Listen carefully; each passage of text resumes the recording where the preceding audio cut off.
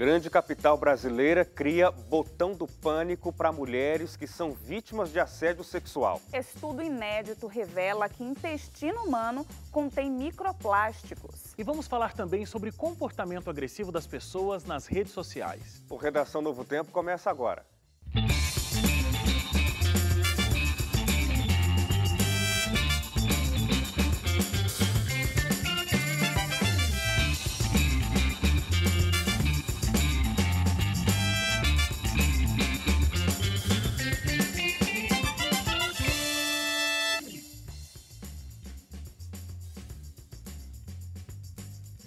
Começando o nosso Redação Novo Tempo, obrigado pela sua audiência, pela sua companhia. Você mais uma semana aqui junto com a gente. Temos vários temas para a gente discutir e, claro, a gente quer a sua participação junto com o time que está sentado nesse sofá aqui junto com a gente. Como é que vocês estão? Tudo bem, Hélio Moura? Tudo certo, Wagner. Muito obrigado pelo convite mais uma vez. Você não está convidado não, amigo.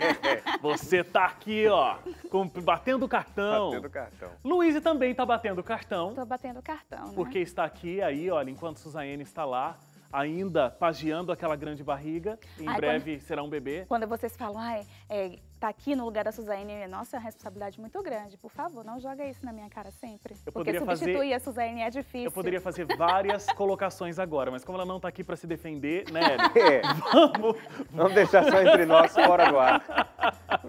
Mensagens no WhatsApp vão rolar. Mensagens no grupo vão rolar. Que a Suzane ainda está lá, então tudo bem. E hoje aqui com a gente a Carol. É um prazer receber vocês aqui no Redação. Muito obrigada. Carol hoje Bom, substituindo ela se sente em casa. de casa. Carol substituindo hoje André Leite. Você sabe Sim. qual é o seu papel então, né?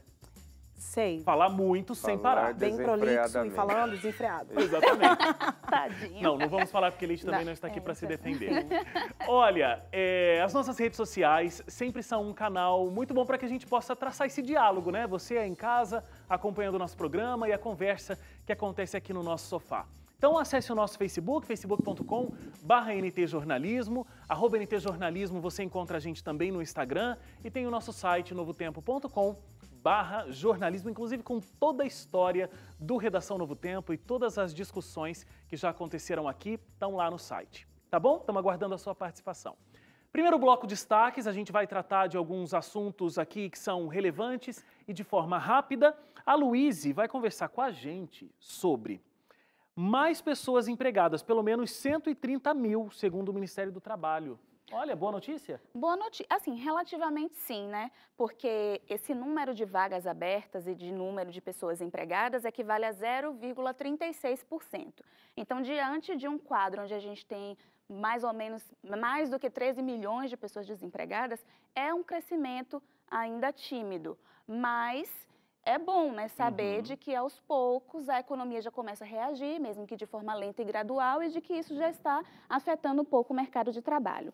Então, a gente tem uma expectativa de que 2019 continue havendo esse crescimento, continue havendo abertura de novos postos. Inclusive, a gente tem outras pesquisas também. Tem uma multinacional que é responsável pelo recrutamento de empresas e eles têm a expectativa do emprego para o final de 2018 e o início de 2019.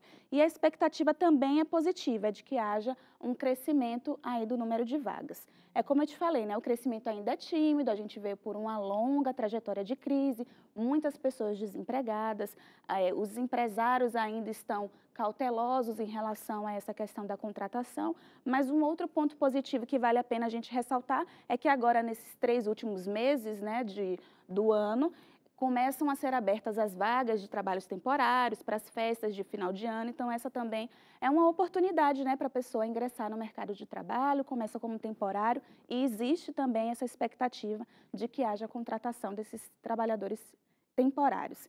Esses, na verdade, são dados do SPC Brasil de que existe essa boa, né, possibilidade dos empresários contratarem, efetivarem os trabalhadores temporários. Muito bom. Hélio, falando ainda desse universo empresarial, agora não mais dos trabalhadores, mas das empresas, 400 empresas foram compradas por capital estrangeiro.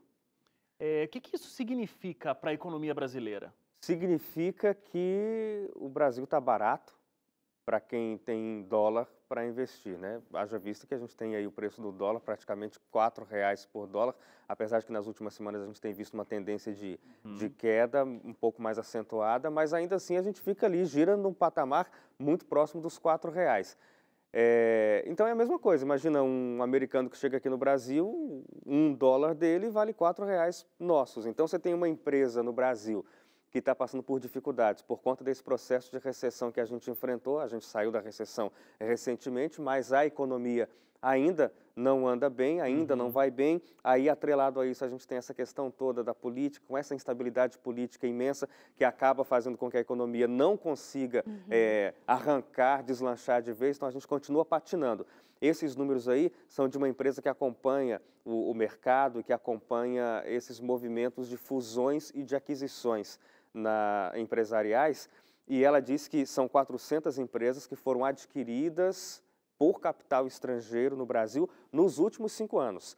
E o grosso disso aconteceu no ano passado. Só no ano passado foram 108 aquisições de empresas brasileiras, de grupos brasileiros que foram ou completamente adquiridas por capital estrangeiro ou boa parte não se tornou 100% estrangeira, mas agora o domínio é estrangeiro, mais de 51% nas mãos de estrangeiros.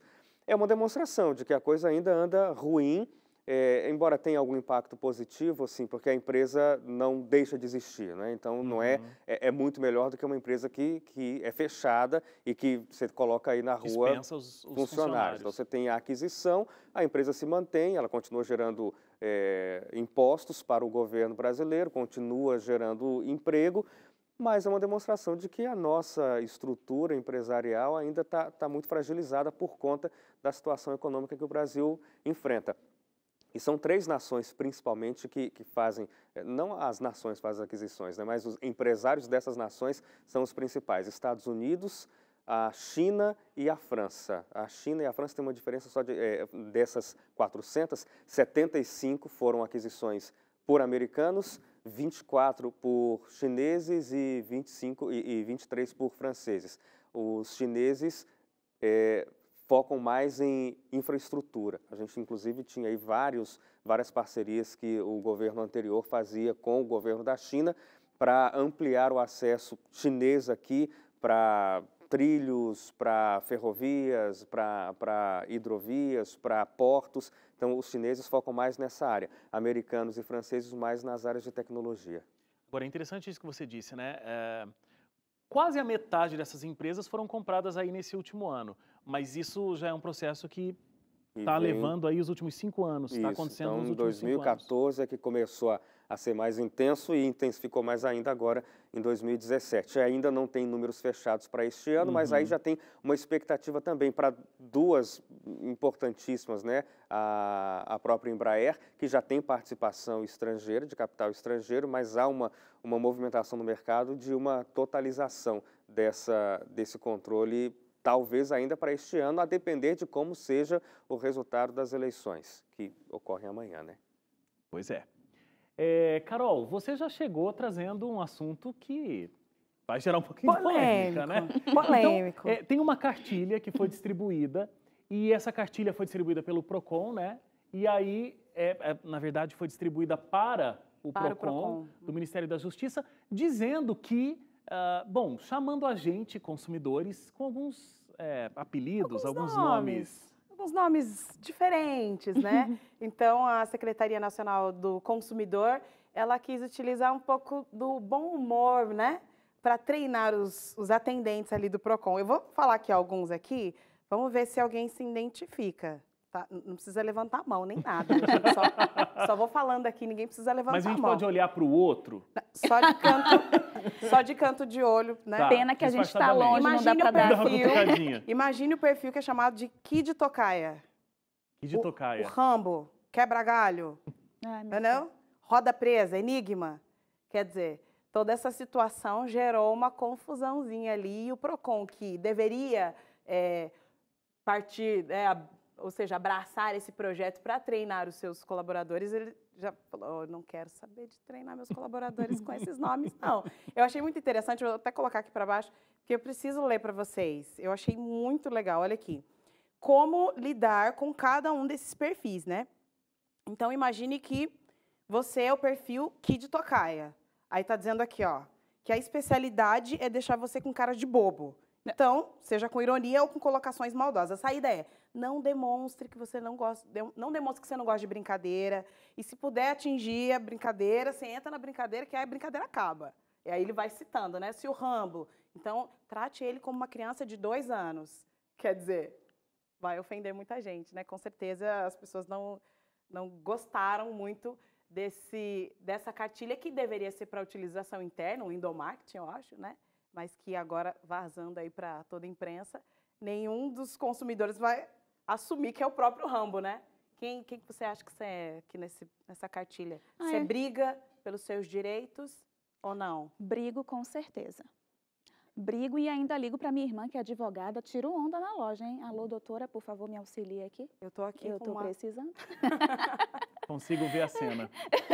Consigo ver a cena. É difícil. E com isso, então, a Secretaria Nacional do Comércio disse que vai postergar essa implementação de treinamento, né? Esse modelo, né? E repensar esse modelo para atingir, quem sabe, as expectativas do PROCON e de todos os consumidores. Chega a ser meio que um retrocesso isso aí, porque a gente já tem tantos problemas como consumidor, essa questão, a demanda do direito do consumidor é tão grande e ainda me vem com uma cartilha dessa. Vamos ser mais proativos, né? Desenvolver uma cartilha com orientações mais...